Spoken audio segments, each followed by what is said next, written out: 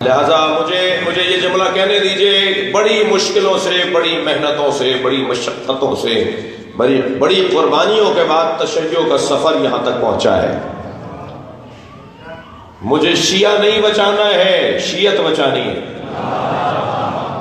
اگر کوئی شخص نافہمی کی وجہ سے اور عجلت کی وجہ سے مولا علی کو الوہیت کی نسبت دیتا ہے اور مولا کو مطلق رب کہہ کر پکارتا ہے تو اس کا تشیع سے تعلق نہیں ہے۔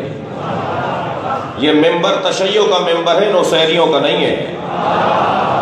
اور نصیری میں اور شیعہ میں یہی فرق ہے، نصیری اپنے مولا کے آگے چلتا ہے، شیعہ اپنے مولا کے پیچھے چلتا ہے۔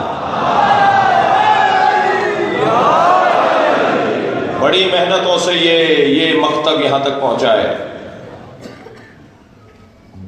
پہلے زمانے میں بے استادہ لوگ انہیں کہا جاتا تھا جن کی مذمت کی جاتی تھی، یعنی بے استادہ کا لفظ مذمت میں کہا جاتا تھا، ان کا کوئی استاد ہی نہیں ہے۔ آج تو بڑے فخر سے لوگ کہتے ہیں ہمارا کوئی استاد نہیں ہے۔ اگر کسی کا کوئی استاد نہ ہو نا، صرف یہی ہستی ہے کہ جن کا کوئی استاد نہیں ہے، جسے محمد کہتے ہیں، جسے علی کہتے ہیں۔